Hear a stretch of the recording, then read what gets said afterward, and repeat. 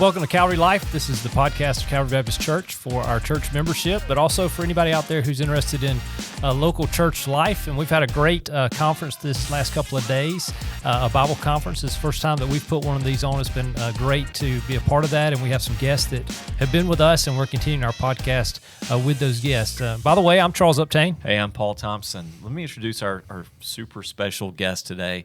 And Professor Pearcey, before I introduce you, now this may sound a little bit strange, but I just want to say thank you for being here. You've been so delightful to be around and just so engaging and talking to people. People have loved being around you. I think they want you to stay. So, I hate to see you go today. We really mean that. It's been fantastic and so insightful. The lecture that you gave last night was so helpful. I think that's going to really set some real foundation stones in place for people. But if you don't know who I'm talking to or talking about, our guest today is Professor Nancy Pearcey. She's a best-selling author, popular professor, as I mentioned. She teaches at Houston Christian University. She's a best-selling author of 7 books. 2 of those are ECPA Gold Medallion winners. One of those, Total Truth, Liberating Christianity from its Cultural Captivity, and How Now Shall We Live, which harkens some of my favorites, like you mentioned. Francis Schaeffer and Chuck Colson. Other books include The Soul of Science, Finding Truth, which I know one of our local schools is using for its 10th grade class, which is fantastic. Saving Leonardo, Love Thy Body, which was the subject of our discussion last night, and most recently, The Toxic War on Masculinity, and that's one of the ones we're going to talk about today. So Professor Pearcey is formerly an agnostic, but in coming to Christ has become a great defender of the faith and teacher of apologetics. The Economist refers to her, and I know you hate to be flattered, face-to-face in person, America's preeminent evangelical Protestant female intellectual. So don't make us feel stupid today, Professor Pearcey, if you can.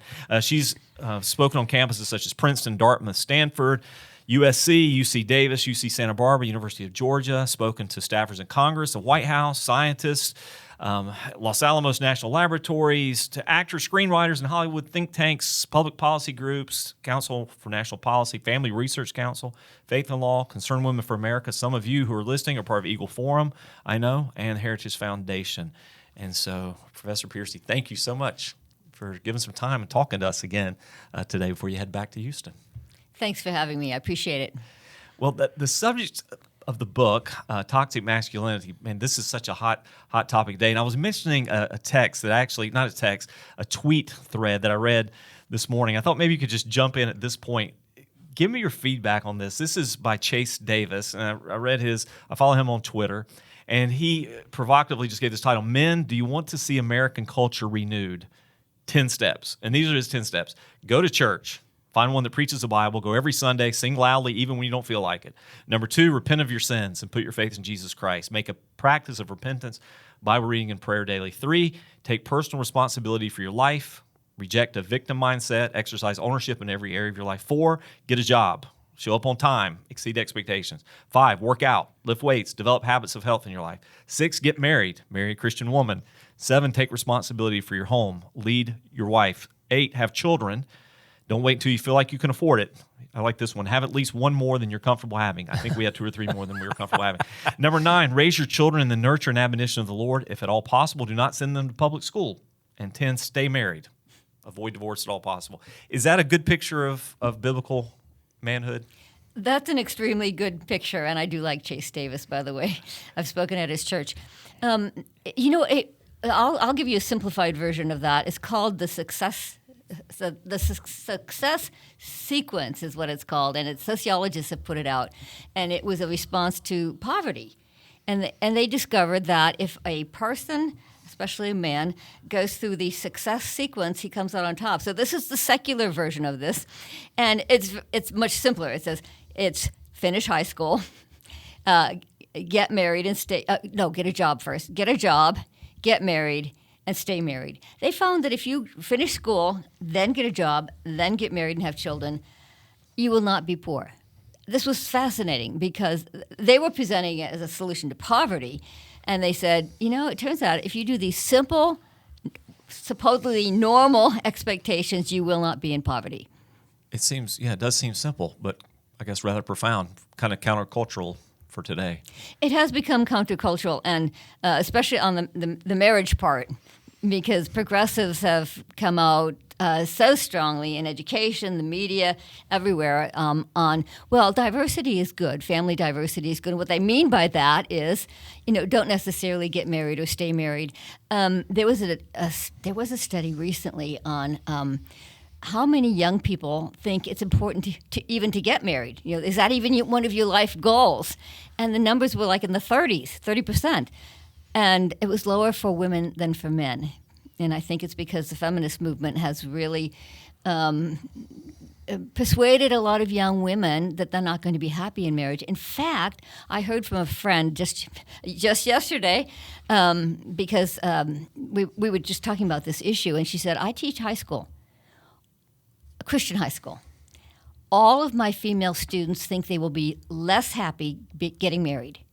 They think that getting married, marriage is an oppressive institution, and you will be happier single than married, even in a Christian high school. Is that just because they've been indoctrinated that way? Just that's what every movie, every television show, just every norm they've heard? Exactly. Is it that simple? Exactly. Well, and elite opinion drives this. There have been some articles in places like the New York Times within the last several months saying things like, if you don't get married, you have more freedom, you have more fun, you have more wealth, you're not spending it on children, and advising young women that they will be much happier if they don't get married. So the irony about this, though, is elite opinion pushes this constantly, this message, but they themselves don't live that way. The people who get married and stay married are actually the upper levels of society, the ones who are better educated and wealthier, are actually the highest in terms of having intact marriages, and less, for example, less pregnancy outside of marriage. So that's the irony, that they themselves know what is happy. They know what's healthy, and that is get married, stay married, and don't let your kids, sleep around or do drugs. Wow. They are living that way, but they are refusing to say that to the rest of culture. They have platforms like the New York Times, and they're using it not to promote the way they live, but a progressive ideology that is contrary to the way they live. That's the irony. My curiosity makes me ask this question. I guess in one sense, sort of spiritually, pastorally, I say, okay, we're in spiritual battle. We're in spiritual warfare. Principalities, powers, rulers of darkness, that sort of thing. But on maybe a closer to earth sort of functional level, why? What's behind that? What's the payoff? I mean, this is what I live privately and personally, but this is what I espouse.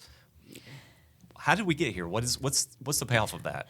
Well, since we're talking about my book, The Toxic War on Masculinity, let me talk about the influences on men. Since I talked about women, young women are getting it mostly from the feminist movement. You're going to be happier if you're independent and don't get tied down to a man.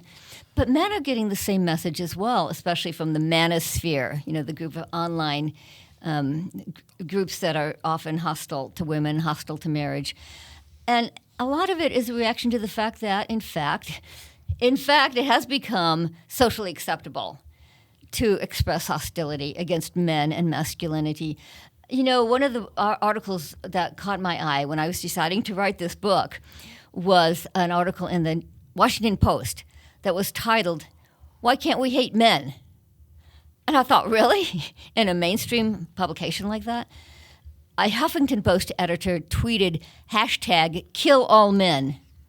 You can buy T-shirts that say, "So many men, so little ammunition." You can buy books that are titled very bluntly things like "I hate men," and "No good men," and "Are men necessary?" And then to my surprise, there are men who are jumping on that message and demeaning their own sex.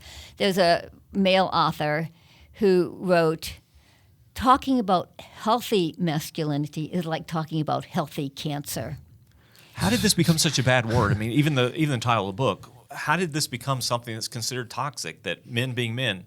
I mean, I guess it's kind of mind-boggling to me. I feel exactly what you're saying. I mean, you could just see it's pervasive everywhere. It's joked about in sitcoms, and of course I see it all over the Twitter sphere and that sort of thing. It's open season on men. I think maybe a reaction a little bit is some of these extreme versions of what a real man is. That's not necessarily a biblical picture or a Christian worldview picture of men. But how did we get here? How did this become toxic to be what we are?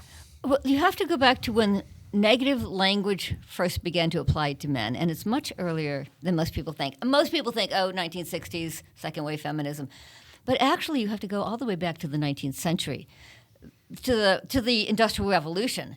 Because before that, men worked alongside their wives and children all day on the family farm, the family industry, the family business. And so the cultural expectation for men focused on their caretaking role. In fact, surprisingly, most books and articles written on parenting back then were addressed to fathers, not to mothers, like they are today. And, of course, boys especially did work alongside their fathers all day as apprentices in the father's trade or craft. And even secular historians will talk about this. I love this.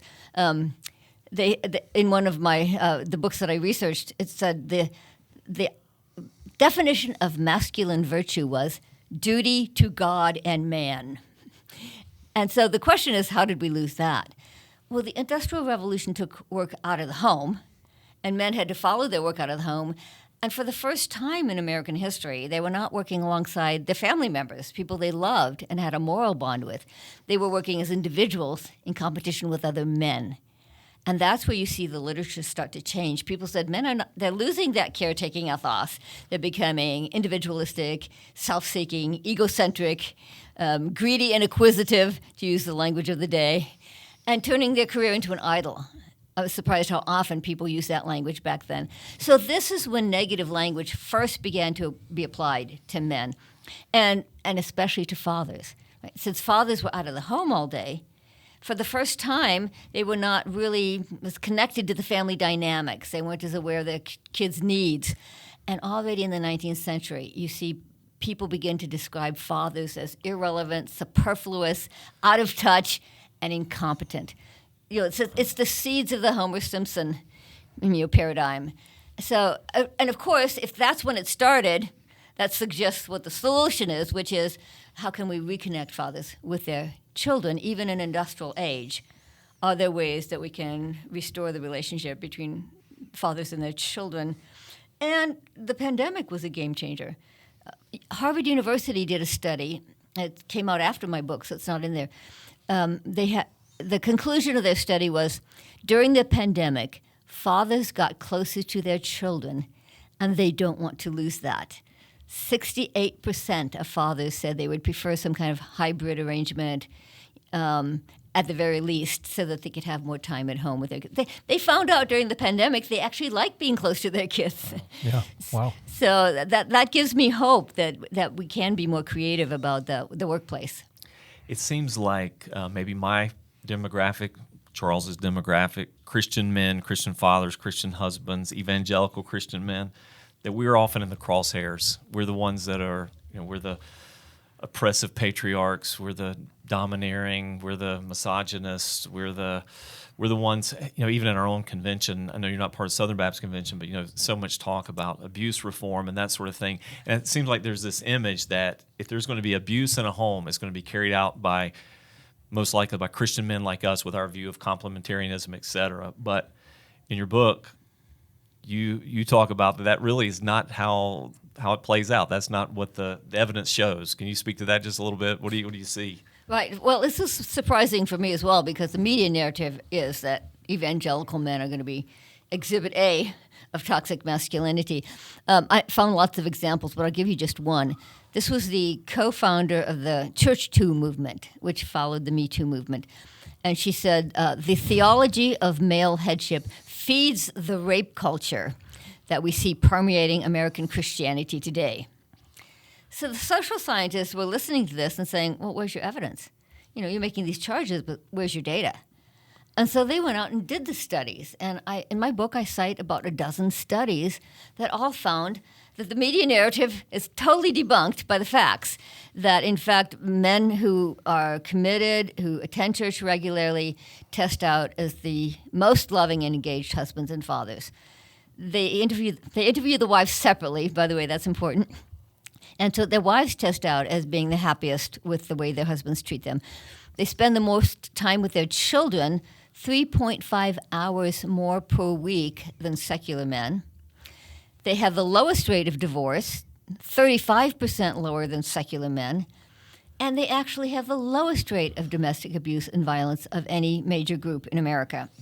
So sometimes a quote can really crystallize it. So let me give you one. This is the person who did the largest study is Brad Wilcox, who's a sociologist at the University of Virginia and founder of the National Marriage Project. So to give you a sense of his stature, he does get invited to write for places like the New York Times. So this was a New York Times article. And he said, direct quote, he said, "It turns out that the happiest of all wives in America are religious conservatives." They're testing the wives in particular, right? Because supposedly these marriages are oppressive to the wives. But no, the happiest of all wives in America are religious conservatives. Fully 73% of women who hold conservative gender values and attend church regularly with their husbands have high-quality marriages. This is the exact opposite of what you would guess if you just look at the way things are presented. And you said something, and this one convicts me a little bit, challenging me, because I've been guilty of using a very bad statistic here, and I want you to correct me on this, speak to this one a little bit more. I have said myself in a message about marriage, divorce, etc., and I guess I have just passed on what I had heard said to me, aren't divorce rates about the same in the church and out of the church? I've said that myself before, so I'm guilty of that. But your statistics and your studies are saying that's not the case. It's the first pushback I always get, too, by the way. In fact, in my research, I found out it is one of the most widely used statistics by Christian leaders. So what the researchers did is they went back to the data, and they made that very crucial distinction between men who are authentically committed, church-going Christians and nominal Christians. Okay. And my students don't even know what nominal means, so I explained to them NOM is Latin for name. So it means in name only. So these are men who on a survey like this might check, say, the Baptist box, for example, but who actually attend church rarely, if at all. And they test out shockingly different. They fit all the toxic stereotypes. Their wives report the lowest level of happiness. They spend the least amount of time with their kids. They have a higher rate of divorce even than secular couples, 20% higher than secular couples. And they have the highest rate of domestic abuse and violence, even higher than secular men. And so here's what the church is up against. On the one hand, how do we encourage the men who actually are doing much better than the media gives us credit for? Yeah, so we're not beating them down all the time for not being men. Let me give a quick example. So I have a graduate student who was the head of the women's ministry at a very large Baptist church in Houston. And she said, on Mother's Day, we hand out roses and tell the women they're wonderful. On Father's Day, we scold the men and tell them to do better. Yeah, that's true. That's true. That's really true. Or we give them a book that's correcting them or something. We honor the moms, yeah, for sure. And so this data needs to come into the churches to encourage Christian men that they are actually doing very well. The more committed they are, the more closely they follow Jesus, they in fact do test out as the best husbands and fathers. But then how do we also reach out to these nominal men who are hanging around the fringes enough of the Christian world, enough to pick up language like headship and submission?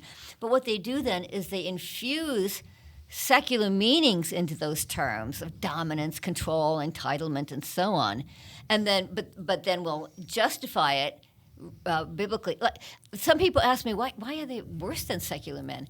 And apparently that's it. A secular guy who maybe is hitting his wife and kids doesn't feel any religious justification. But the nominal Christian man will say, well, the Bible says I'm supposed to be the head of my home, so I can do what I want, or she wasn't submissive enough, so I had to put her in her place.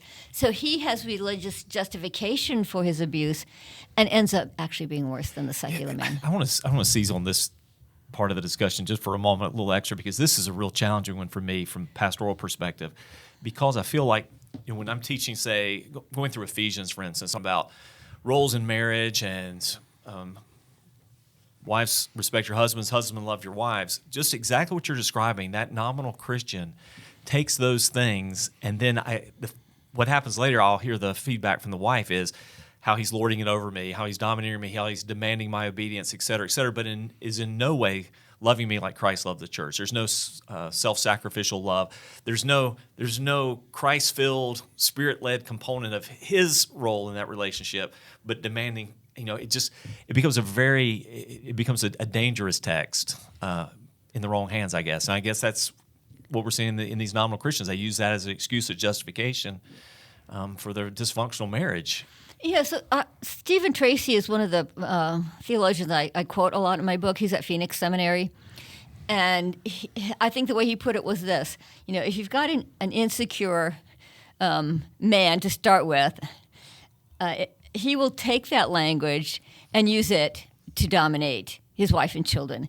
If somebody's already an insecure person or an unhappy person, who's much more prone to misuse Scripture. And so I think you're right. It's a real challenge to the church. And how do I then address them on Sunday morning when I've got both the really committed men, but I probably have a number of nominal men in my church? By the way, like you, I mostly spend time with very committed Christians, and so I kind of thought the nominals were a small group. And I did read only one study that gave the numbers. It's about the same size. Yeah. It's about the same size. I don't think that surprises me anymore. Yeah. So, by the way, I think we need to equip young Christian women that if they are dating a guy who claims to be a Christian, they have about a 50-50 chance that he's actually a nominal, because they're the same, about 15% of the American population. Committed men and nominals are both about 15%. So that means you have a 50-50 chance of actually so we've got to train them nominal. to discern the distinction between the two. You mentioned something in your book about men have two competing scripts for what masculinity is supposed to look like. Can you tell us about that? Yeah, I love this. It is a result of a sociological survey. And the background to this is the most controversial book I've written, which actually surprised me. Have you gotten pushback from it? There's public pushback or academic pushback? Or no, mostly Christian. Really? In the Christian world. Well, I wrote Love Thy Body, which is about homosexuality, transgenderism, abortion. So we're all on same team on that. And it turns out, more Christians are on the same team with that one.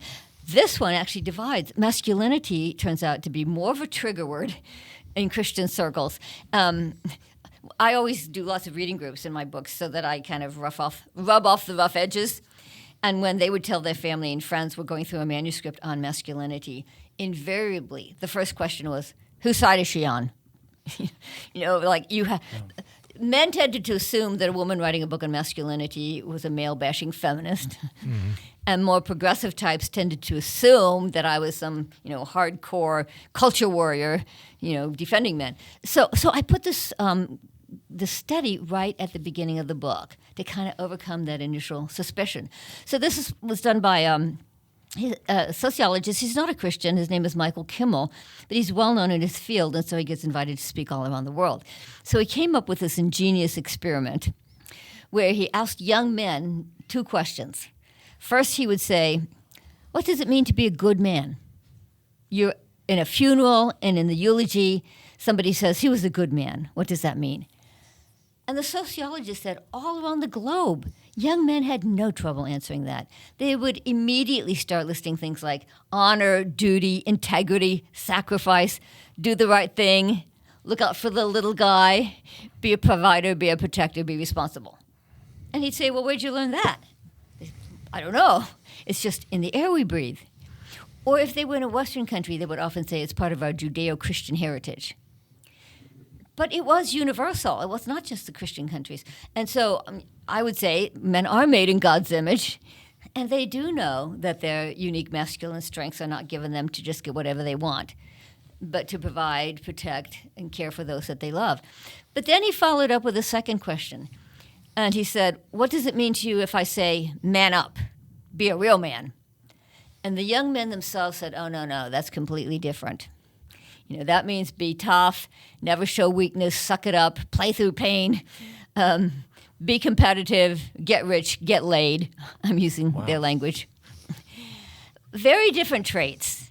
So one has a very positive connotation, this is honorable, and the other has, this is the negative side of being a man. These are the toxic, what we now call toxic. Now, some of them, we all want people to hang tough in a crisis. They're not all bad, but certainly if they get disconnected from a moral vision, it can slide into the negative or toxic traits. And so the sociologist concludes that men are torn between these two scripts. They do know what it means to be a good man. It's universal. It's innate. It's inherent. But what it means is that we have a much better way to approach these issues. Most men do not respond well to being called toxic. I mean, nobody would. So what we can do is can we appeal to, can we support, can we affirm that innate knowledge of what it means to be the good man? And that gives us a much more positive way to approach these issues. Can you tell me a little bit more about the kind of pushback that you got from Christians on this? Like particular points of opposition? Was it something specific in the book? Was that the generality of the theme of it, or? Most Christians don't know what apologetics is. I'm doing apologetics in this book. I'm equipping Christians to answer the secular culture. That's my main goal. All my books are apologetics in some way. So my emphasis is always on how do we respond effectively to the secular culture. In the Christian church, they just want to drag the book into a very in-house, insular debate of a complementarian versus egalitarian. And both sides have jumped on the book. The egalitarians have been particularly shrill, angry, creating huge Twitter storms, attacking the book, saying, you're being nice to complementarian men, or theologically conservative men. The point is, they didn't even study complementarian men. They studied theologically conservative men, the social scientists. They're both psychologists and sociologists. They weren't studying egalitarian versus complementarian. In fact, in my book, I explain that I'm not even dealing with that issue. Yeah, that's what I was going to say. It's really not primarily about that. No. That might be a secondary or downstream application from it. And the reason I don't, I put this right in the book. Two of my top researchers say it doesn't seem to make a difference. One of them was the sociologist I already quoted, Brad Wilcox, the one who was in the New York Times. The other is John Gottman, who is considered the top marriage psychologist in the country. Both of them said, in our practice or in our studies, we get some men who think they should be in charge of the marriage, and we get others who are more egalitarian. And the complementarian ones are not any less happy. And the egalitarians are not any happier. You would think they would be, but they're not. And so here's how John Gottman puts it. Emotionally intelligent husbands have figured out the most important thing, which is how to convey honor and respect to your wife. Or as Wilcox puts it, a husband's gender theory doesn't seem to make any difference in how happy his marriage is. I'm wondering, too, based on what you do, obviously you're with students so frequently, what kind of reception did you get from students? Is this required reading for any of your classes? Yes, the Houston Christian University did let me teach a class on it, which was fun. Actually, let me finish the Twitter debates, because that's been huge. It's been huge. On the one hand, the Christian egalitarians have been the fiercest in attacking the book. But then the neo-patriarchalists, you know what I mean?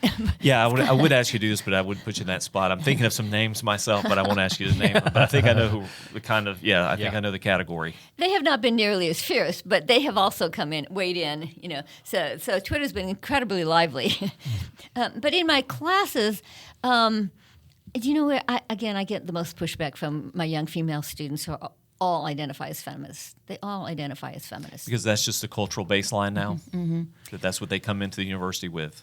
And so I get the most pushback from them.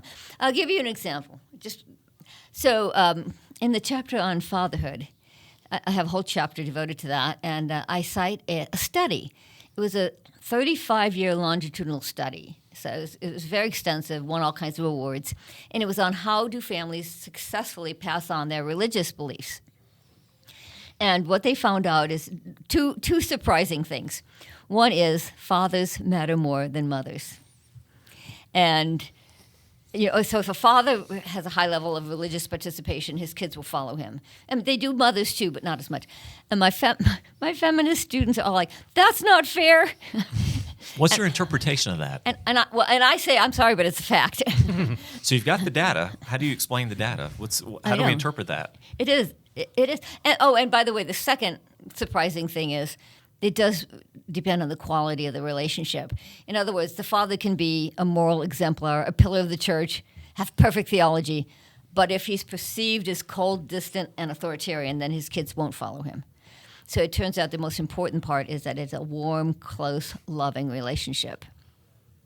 Can you give some thoughts on how dads can cultivate that? How they can cultivate that sort of relationship and benefit to their kids? And well, and let me give you another study because it's kind of the same angle, but from a secular perspective. So there was a study done on how to produce masculine boys, and they found the same thing. It was amazing. They found it does not matter whether the masculinity of the father, whether he's macho or whether he's more gentle. They too, from a secular perspective, found that boys will grow up with a secure sense of masculinity if they have a warm, close, loving relationship with their father. So if you're, as Christian fathers, we're concerned about that as well. And the answer to then is no, you don't have to be rough and tough, and if you're not that type of guy, it's okay. You still can produce sons with a secure sense of masculinity. If their father affirms them. Here's how one psychologist put it. He wrote a book on, it's called Man Enough. So he's a psychiatrist, and Frank Pittman. And he said, if the father is distant, the son, and especially if the father's gone, right? 40% of American households are, of American children, rather, 40% of American children are growing up apart from their natural father. 40%. It's the highest rate of single parenthood in the world.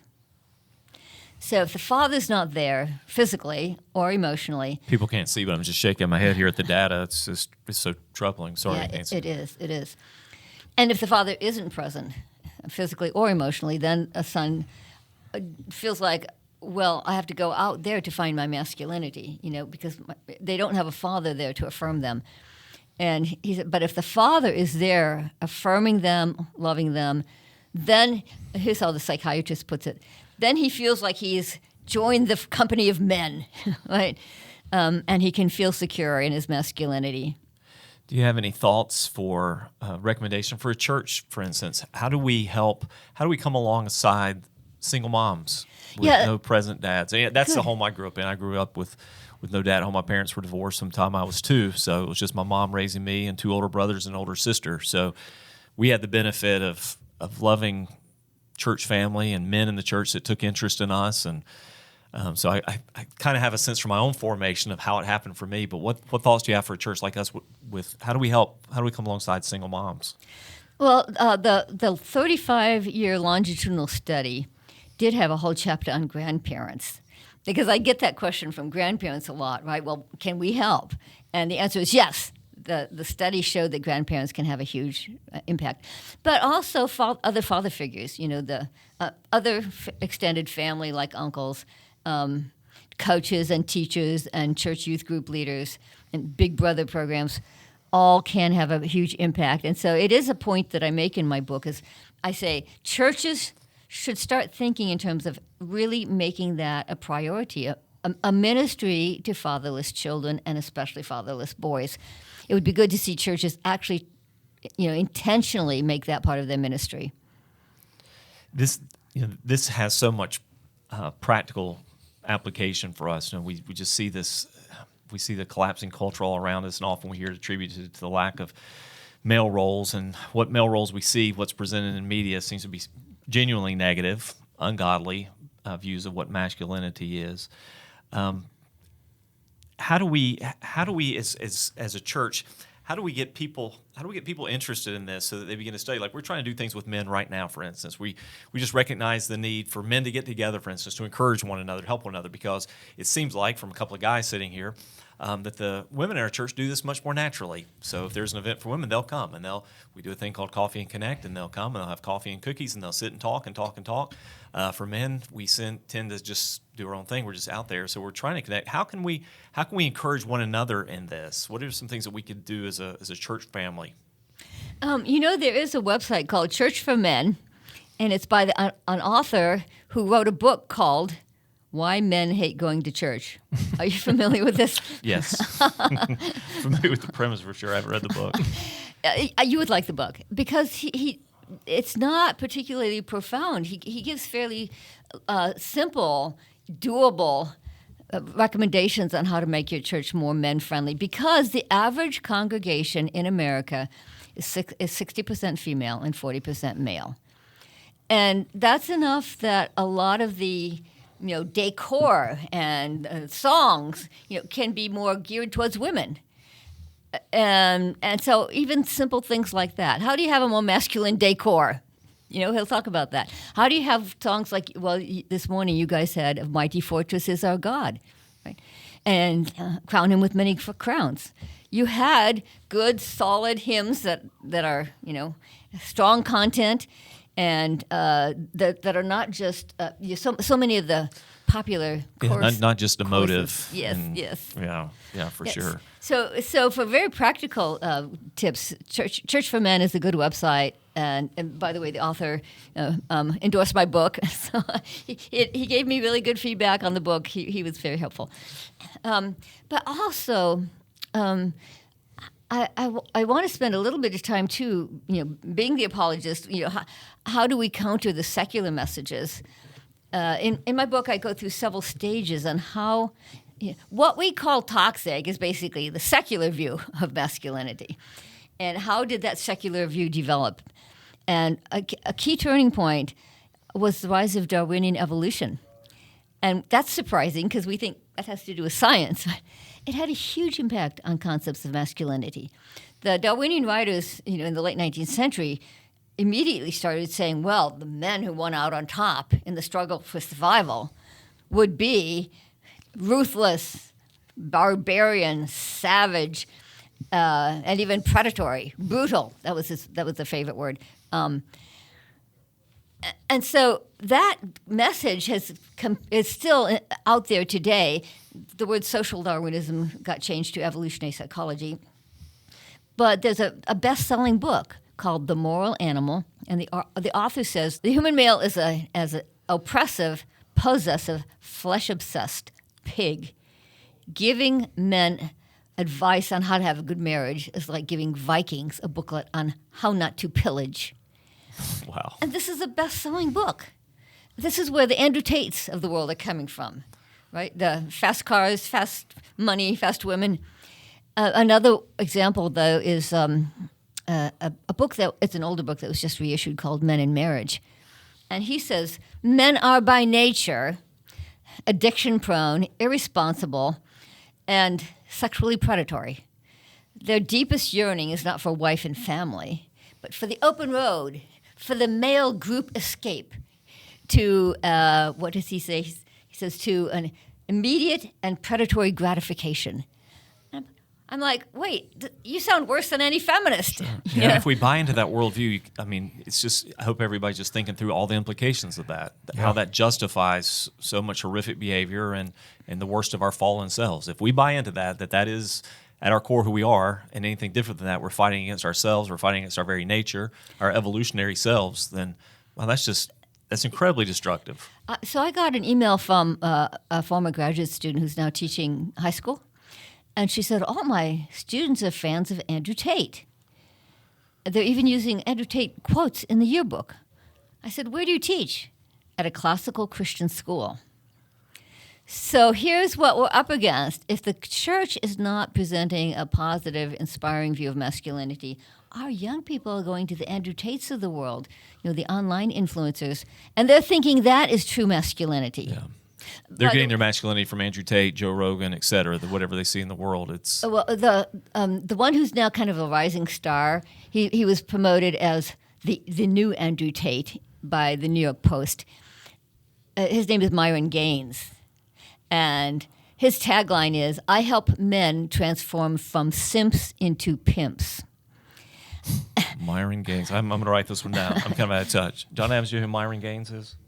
Okay, we ask our resident college-age person. Some people know the title of this program better. It's Fresh and Fit. Fresh and Fit.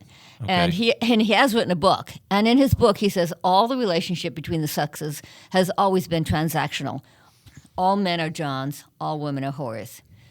And so his show is becoming rapidly very popular. Wow. And if Christian men are sometimes taking this in. Oh, and the sexually predatory part is both Tate and Gaines say men are naturally sexually promiscuous. That's just their nature. Women have to understand that. They might have a favorite girlfriend, but she needs to understand that he's going to have a lot of girls on the side, and because that's the male nature, and we can't change it. And so, are our young women? You're seeing them come up through college ranks. Are they accepting that this is the norm that they're going to have to live with? This is what they're going to have to deal with. This is reality. So why do you think they're not saying they want to get married? Yes. What are they looking for? Maybe that's kind of a loaded question, but when you talk to these young women who are college students or graduate students, what are they hoping to find? Those that want to get married, what sort of men are they looking for? So I was on a podcast not long ago with a young woman, and her name is Alex Clark. She's with TPUSA. And she said, how can men help women to be soft and feminine, and how can women help men to be strong? And my answer was, well, they have to start by respecting women when they're soft and feminine. Because a lot of men, apart from anatomy, almost would prefer another male. And you see, if a woman's soft, gentle, sweet-natured, well, many men will, if a man were that way, they wouldn't respect him. They would think it was weakness. And there are a lot of men who really don't respect women when they are soft and sweet and loving and kind. And I think we need to start by recognizing, we say we're in favor of recognizing the differences between men and women, but then a lot of men actually don't respect women who are gentle and soft and kind. They respect you if you stand up to them. Mm-hmm.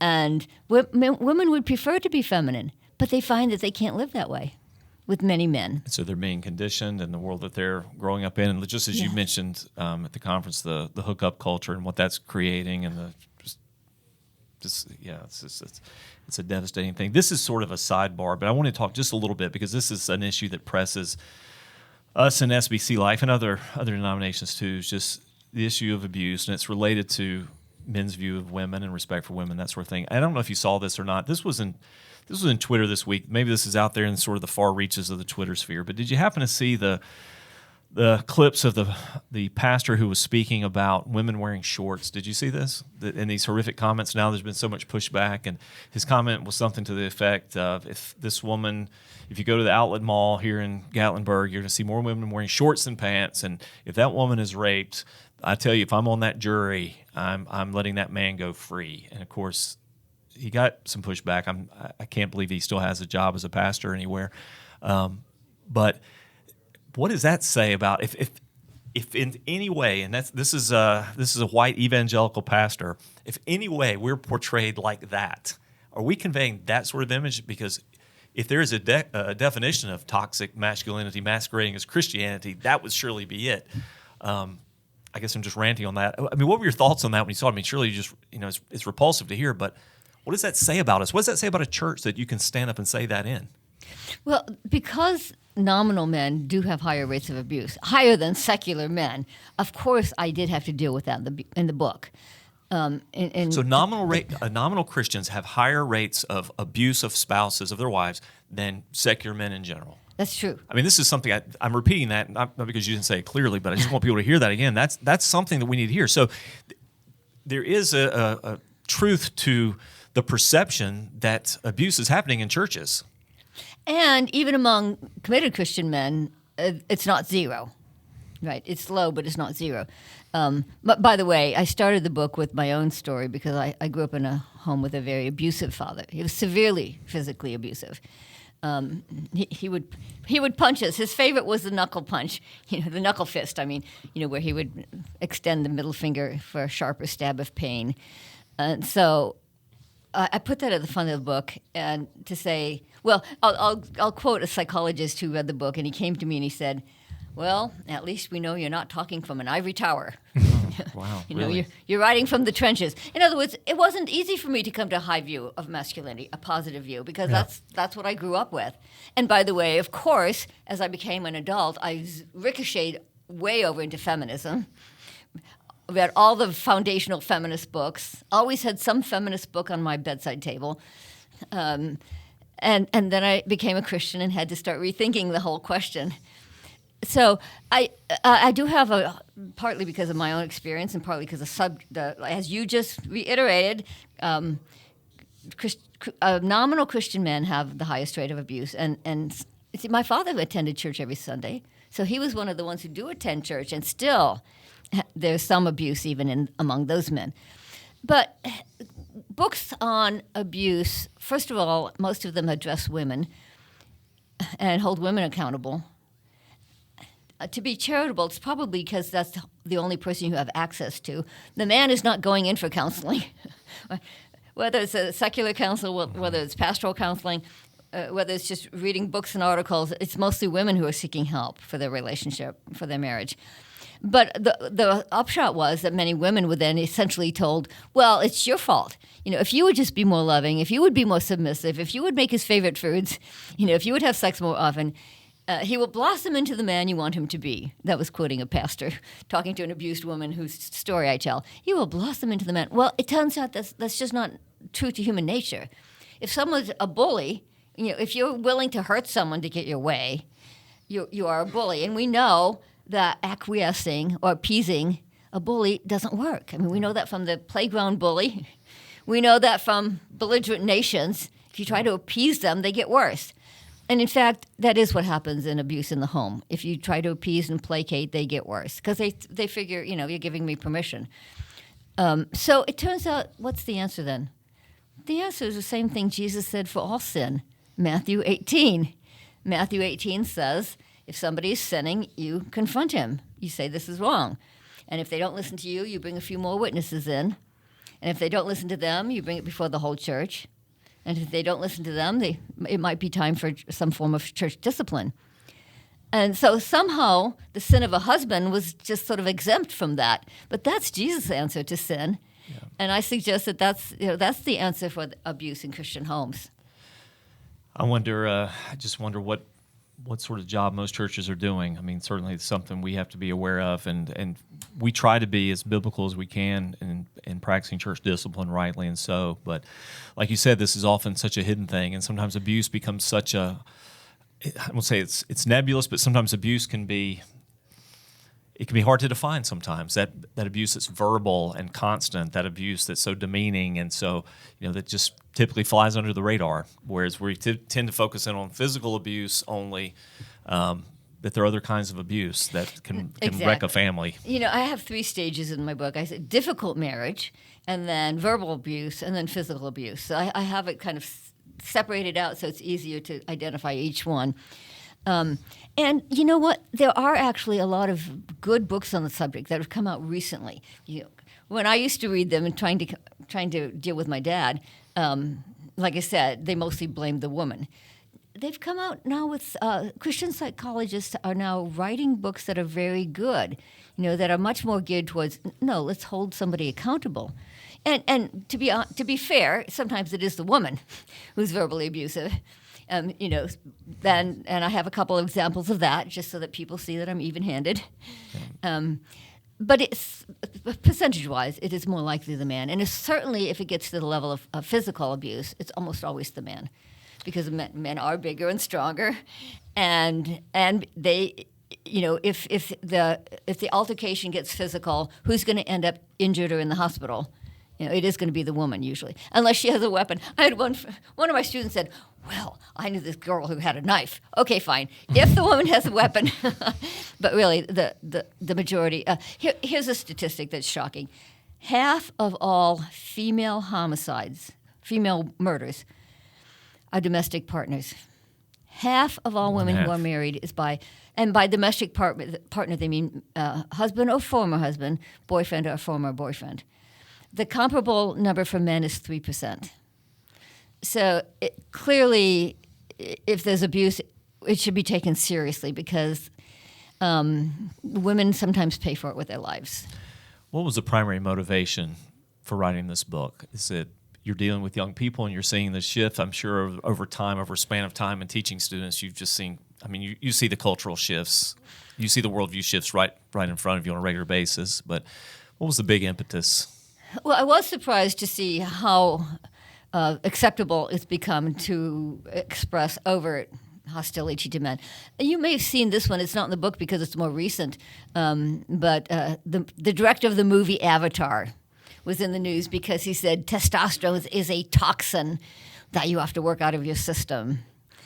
So on the one hand, I wanted to explain where this comes from, right? Like I said earlier, I equip Christians to deal with the culture, and they need to know how to deal with this level of hostility. A Darwinian worldview. And the consequence, and it's, I think, in part a consequence of that hostility, is men and boys are, in fact, falling behind on all kinds of measures. Boys are falling behind at all levels of education. It starts in kindergarten. They don't have as good fine motor control, so they have trouble operating a scissors. Right? So already in kindergarten, they feel like they're inferior, and they're behind in both test scores and grades all through high school. Colleges now are 60% female. I was about to say, you probably see that in your graduate classes, particularly the percentage of women over men. Well, the average is 60 female, 40% male, but no, Houston Christian, when I started there, was 70-30. Wow. Smaller Christian schools are 70-30. And that's why we started a football team, and we started an engineering school to attract more males. And places like Harvard, there have been articles on this, that they are quietly trying to have kind of an affirmative action program to get more male students. So they don't want to go past 60-40, and if they don't do something, it will go past that. I think hopefully part of the audience that will read the book, I'm thinking of young men. I'm thinking of I have 2 young 20-something sons and a future son-in-law, and I want them to feel, if this is the right word, the permission to be men. That I think really the culture wars against, that they're afraid to be the sort of men that they actually are created to be, that God wants them to be. So I told my class that I was writing a book on masculinity, and one of my male students shot back, "What masculinity? It's been beaten out of us." I thought, oh, okay. Yes, young men are feeling that. And then I quote a psychotherapist. She writes regularly for the Wall Street Journal. And she said, the young men coming into my practice are increasingly demoralized and depressed because they feel like they're growing up in a culture that's hostile to masculinity. And by the way, men are falling behind. Once they're out of school, they're falling behind in terms of both where they used to be and in relative to women. Men are more likely to be homeless, mentally ill, drug and alcohol addicted. Of course, crime, 90% or more of prison inmates are male. Unemployment.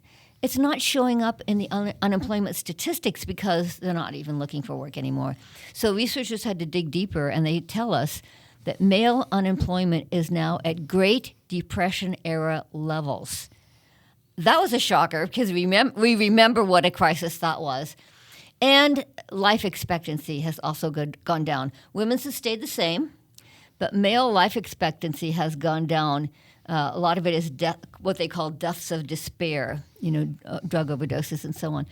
So that there was a magazine called The New Scientist that did an article on this, and they said, the major demographic factor now in early death is being male. It's just being male. So this is what we're up against. This is why I wrote the book too. I said, we need to respond to these trends and get some help. The reason girls moved ahead educationally was they had a lot of help. Right? The 1972 Title IX, 1994 Gender Equity Act put millions of dollars into equity workshops, curricula that encouraged girls, training materials. And you see, people thought, well, what we'll do is we'll bring girls up to where boys are. Nobody anticipated that the girls would charge right past. Yeah, I guess that's a good question here because somebody might be listening thinking, why do we need to help men? Don't they have all the positions of power and influence and they dominate society and we live in a patriarchal society, et cetera? But really, that's not what you're describing. It's true that a lot of the top positions are still men, but that is maybe 10%. And it blinds us to the fact that on average, men are doing worse, both educationally, employment, and all of these levels, health, and so on. Men are actually doing worse on level. And And I'm like, especially for education, I'm like, well, wait a minute. Girls got all kinds of help. Isn't it maybe time to have some programs for boys, to have some compassion on boys and men and say, oh, there's some programs that might help them succeed better? Well, hopefully the perspective that you can bring as a woman writing this book on masculinity will cause it to have a wider audience, have a wider level of acceptance. I think that's a we didn't even mention that, but I think that's a pretty amazing thing and a pretty cool thing. Professor Pearcey, where can people, besides in our bookstore here at Calvary, so if you're local and you're listening to this, we purchased a lot of copies of Professor Pearcey's book and several other books too, so we have those, so you can come by here anytime and pick one of those up. But where can they get their hands on this book and other materials from you, and how can they find out more? Right. So you can, of course, go to Amazon, like you do for everything, or christianbook.com. But my publisher generously redesigned my website, so it's fun and colorful now. So I'd like to invite you to come there, nancypearcey.com. And Pearcey is Pearcey. Don't forget the EY. nancypearcey.com. You can browse my other books that way. You can leave a message. I love it when people leave little messages and I read them. nancypearcey.com. Come on over and say hi. Okay, let me say this real quick too. This is not the advertisement we wanted to give. I don't know, but I thought this is a really neat opportunity for maybe a select few. It is possible to audit some of the classes that Professor Pearcey teaches. So you can find that information out on Houston Christian University site. Anything else they should look for on that?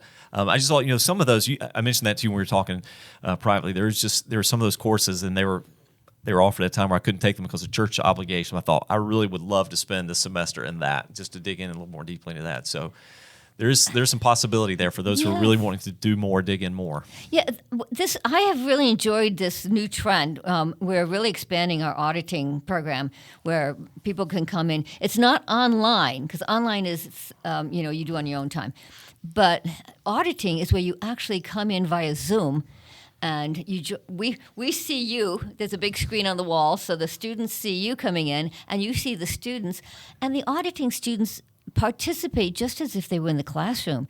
It's wonderful. And we've had students from all around the world, too, from places like the Philippines and Switzerland and Canada, where else? Japan. So it's been a wonderful way to help people who they don't need the credit, right? They're just doing it for personal enrichment. So take a look at our site on auditing.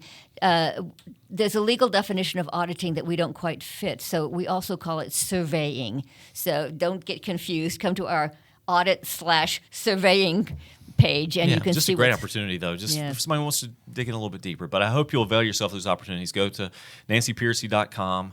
If you're local, again, if you're a Calvary member, stop by our resource area. We'd love to get you a copy of that book, get one of those in your hands. And Professor Pearcey, thank you so much for all that you contributed to the life of this church, and really, I think downstream.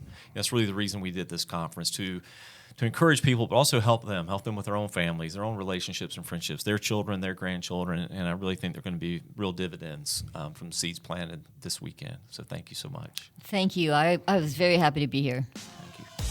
All right, so we are Calvary Baptist Church. This is Calvary Life, and we're glad that you have been with us. And remember, we are for God, for Dothan, and for the world.